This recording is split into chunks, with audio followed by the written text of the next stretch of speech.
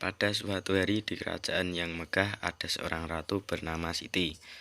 Ia hidup sendiri tanpa ada raja yang mendampingi. Suatu hari sang ratu berinisiatif untuk mengadakan sayembara. Sang ratu berbicara kepada para prajurit. Prajurit, buatlah sayembara. Aku ingin mencari jodoh untuk kujadikan raja.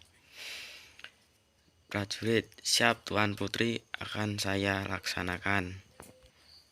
Prajurit pun pergi mengelilingi desa yang ada di sekitar istana. Ia membagikan kertas sayembara kepada seluruh rakyat yang ada di desa.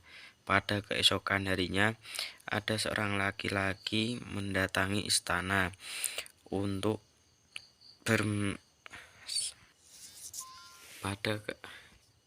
Pada keesokan harinya ada seorang laki-laki.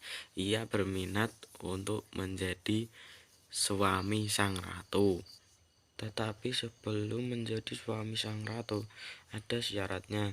Sang ratu pun berkata kepada laki-laki itu, siapapun yang ingin menjadi suamiku harus bisa mencabut pedang yang saya tancapkan di batu itu. Cuma merebut pedang mah mudah. Saat itu Yanto mencoba mencabut pedang dan tetapi tidak mampu. Dan datanglah seekor peri yang memberikan kekuatan kepada Yanto. Setelah itu Yanto pun mampu mencabut pedang tersebut. Sang ratu pun terkejut, ternyata Yanto mampu mencabut pedang tersebut. Karena Yanto bisa mencabut pedang tersebut, maka Yanto menjadi suami sang ratu. Pada suatu hari, sang ratu menggelar pernikahan di kerajaan. Ia mengundang semua rakyat yang ada di sekitar kerajaan. Semua orang beramai-ramai datang ke istana untuk menghadiri pernikahan sang ratu dan Yanto. Pada pernikahan tersebut,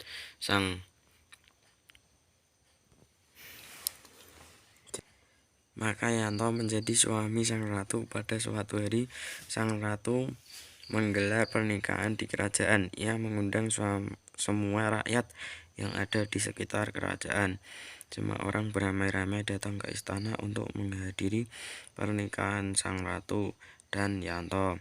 Pada pernikahan tersebut sangatlah mewah dan banyak yang menghadiri pernikahan itu.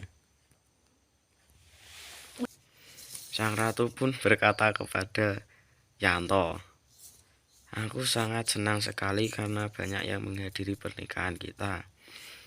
Hahaha, aku pun juga senang sekali. Semoga kita bisa hidup bahagia.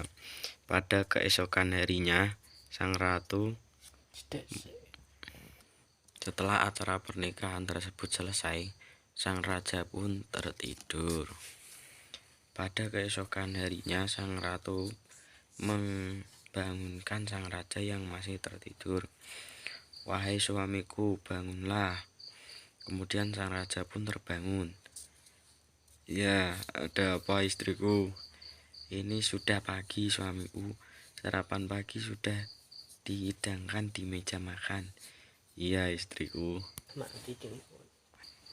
Lalu mereka sarapan bersama sambil berbincang-bincang merencanakan untuk berburu ke hutan. Sang raja pun memanggil prajurit. Wahai prajurit, kemarilah sebentar. Ada apa Baginda? Tolong siapkan peralatan untuk berburu. Baiklah Baginda, akan saya laksanakan. Setelah peralatan disiapkan oleh prajurit, mereka pun berangkat ke hutan menunggangi kuda. Sesampainya di hutan, mereka pun mengikat kudanya di tepi pohon. Kemudian mereka berjalan mengelilingi hutan sambil membawa panah. Setelah Beberapa saat berkeliling, mereka pun melihat ada seekor rusa yang sedang memakan rumput. Sang raja pun berkata kepada sang ratu, "Wahai istriku, lihatlah di sana ada seekor rusa yang sedang makan." "Oh iya benar, akan tentang Oh iya benar, akan kutantang kamu untuk memanah rusa tersebut dengan mata tertutup." "Baiklah, kalau cuma begitu sih sangatlah mudah. Buktikan saja kalau kamu bisa." "Ya, lihatlah saja." Kemudian raja memanah rusa itu dengan tepat mengenai leher sang rusa. Ratu pun berkata, "Ih." Kemudian raja memanah rusa itu dengan tepat mengenai leher rusa. Ratu pun berkata dan berkes. Ratu pun berkata, "Wah, kamu sangat hebat sekali, suamiku." "Tentu saja, ini sangatlah mudah." Mereka berdua Mereka berdua pun mengambil rusa tersebut dan membawa pulang rusa dengan diangkut kuda menaiki kuda. Setelah rusa dibawa pulang ke kerajaan, mereka berdua pun memasak rusa tersebut. Setelah rusa matang, mereka pun memakan dan berpesta bersama. Lalu mereka pun hidup bahagia.